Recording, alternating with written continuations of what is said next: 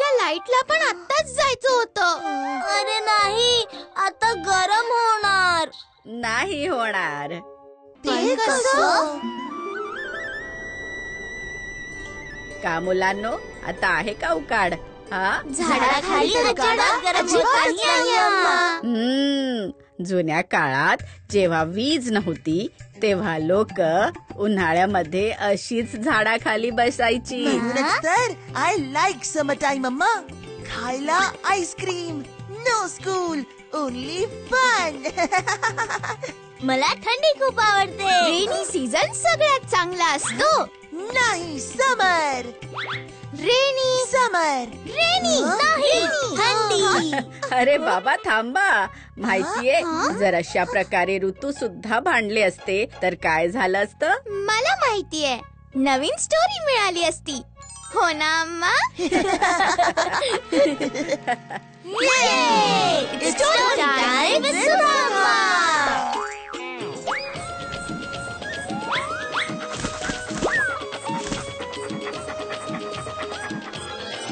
How the seasons got their share.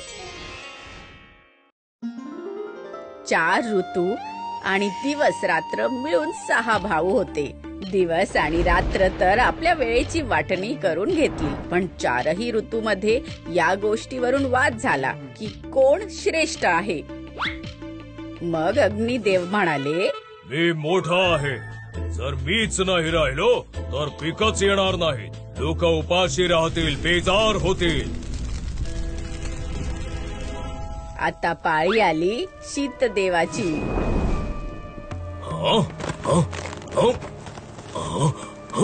नाही दादा, माझ्यामुळे जेव्हा थंडी पडते तेव्हा पीक उगवतं. इंद्रदेवाकडून हे सगळं बघवलं जात नव्हतं, तेव्हा त्यांनी सुद्धा आपली शक्ती दाखवली. दादा, मी पाऊस पाडल्यामुळे पीक येतं. सगळ्यात छोटे वायुदेव सुद्धा कोणापेक्षाही कमी नव्हते.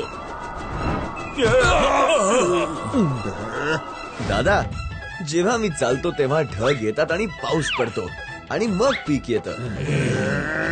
कुठला ऋतू उत्तम आहे हे लोकांशिवाय इतर कोण सांगू शकत होतं? म्हणूनच 4ही देवता विजयनगर मध्ये आले. ऋतू मध्ये ऋतू असतो उन्हाळ्याचा, पै पै जोडून. ऐकलं का तुम्ही लोकांनी? विजयनगरवासी किती प्रेम करतात माझ्यावर. एकाच्या म्हणण्याने काय होतं दादा? हे तर बरोबर बोललात शे. बघा तरी, उन्हाळ्यामध्ये खूप आंबे असतात ज्याने मला भरपूर नफा होतो. निर्णय झाला होता. विजयनगर वासियांना अग्निदेवाच्या आधारावर सोडून बाकी भावांनी निरोप घेतला.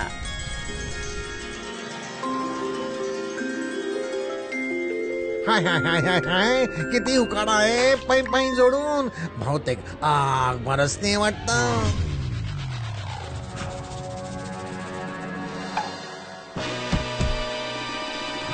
अरे, माझे तर सगळे आंबे वाळून खराब झाले. यावेळी गर्मीने तर माझं खूपच नुकसान केलं.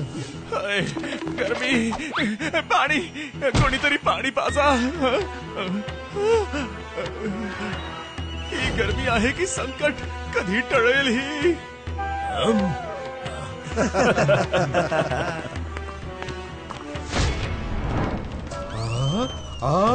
या गर्मीने कापूस जाळला. हे देवा, या गर्मीपासून वाचव. पाऊस पाड.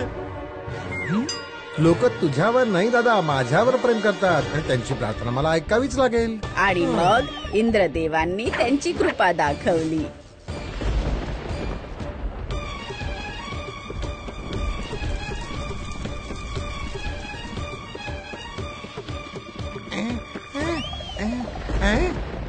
पाऊस आला. चला, गरमीतून आराम तर मिळाला पै पै जोडून. ओहो, हा अवकाळी पाऊस तर मला मूर्तीच बनवू देत नाहीये. गरजेपेक्षा जास्त तर कुठलीही गोष्ट चांगली नसते, मग तो पाऊस का असेना. आई, ही कुठली परीक्षा घेतोयस रे परमेश्वरा, पै पै जोडून.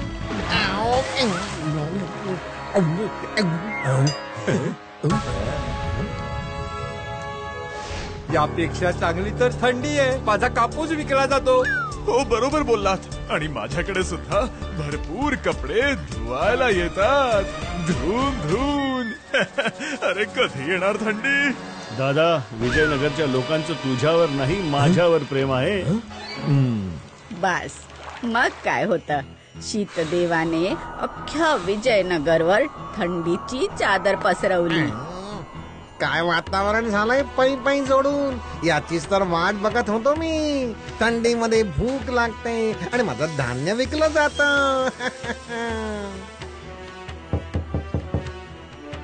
चिरोजी काका, ही गोधडी जरा लवकर बनवून द्या ना. थोडा वेळ लागेल. या वेळेला अवकाळी खूप जोराची थंडी पडली आहे. त्या झळा देणाऱ्या गरमी आणि बरसणाऱ्या पावसापेक्षा चांगलंच आहे ना. ऐकलत तुम्ही सगळ्यांनी?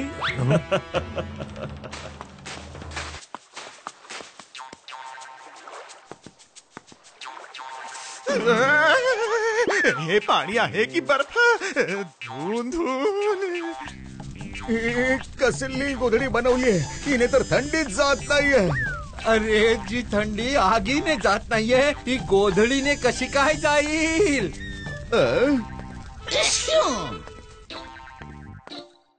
रोज दुकान उघडून तुम्ही कुणाची वाट बघता? थंडीने सर्वांना आजारी करून टाकले. लोक वैद्य भुवनची औषधं खातील की तुमचं धान्य? अरे पै पै जोडून, हे सगळे ऋतू मला बर्बाद करून सोडणार आहेत.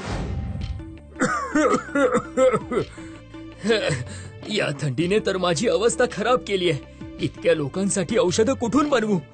उद्या या. एक तर एवढी थंडी आणि त्यावर औषध सुद्धा नाही. अरे देवा, वाचव रे बाबा. मग शीतदेवाला समजलं की इथे त्यांची डाळ शिजणार नाहीये आणि पाळी सगळ्यात छोट्या वायुदेवाची आहे. बघितलं दादा तुम्ही, तुमची गरज कुणालाच नाहीये. विजयनगर वासियांनो, आता माझी पाळी.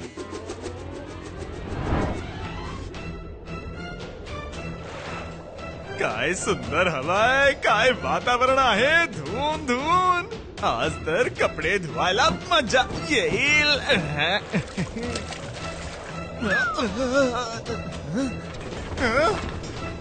अरे नाही, माझे कपडे धुवून धुवून. माझे कपडे.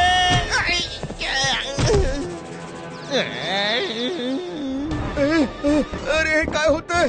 अरे माझी झाडं वाचवा.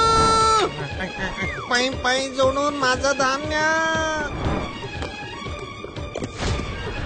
माझं दुकान.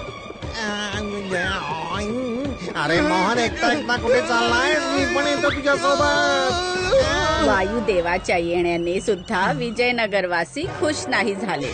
लोकांनी या नव्या संकटापुढे सुद्धा हात जोडले. गुरुजी, आता तुम्हीच काहीतरी उपाय सांगा. असं कधीच झालं नाही जे गेल्या काही दिवसात घडतंय. वातावरणानं हालत पार खराब करून ठेवली आहे पै पै जोडून.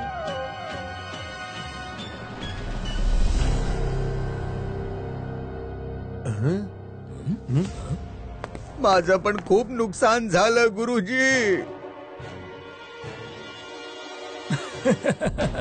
असं दिसतंय की ऋतूंचे देवता आपापसात भांडतायत. देवता म्हणून त्यांनी विचार केला पाहिजे. त्यांच्या भांडणात नुकसान आमचं होत आहे. भांडण नेहमी स्वतःला एकमेकांपेक्षा श्रेष्ठ सिद्ध करण्यासाठी होतात.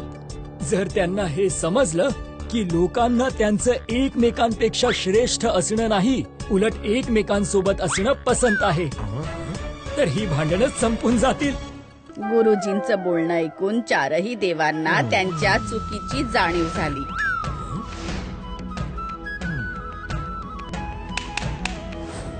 ते योग्यही होतं. पावसाची मजा उन्हाळ्यानंतरच येते.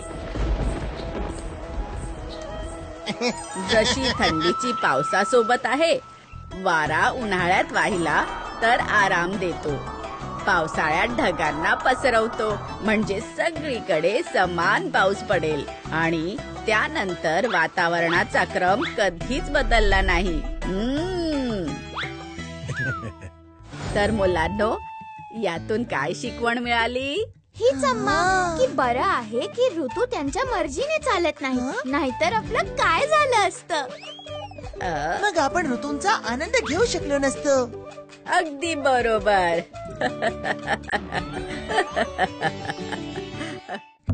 If you like this video, subscribe to our channel Murthy Media. कुठल्याही कपात येते मी अलगद, हवं ते चाखते, गट्टम करते, साधासा खरा खरा किस्सा सांगते. आलेच मी आंबट गोड घेऊन, चुलबुली मुलगी मी आहे आजीबाई. चुलबुली मुलगी मी आहे आजीबाई. घरची कहाणी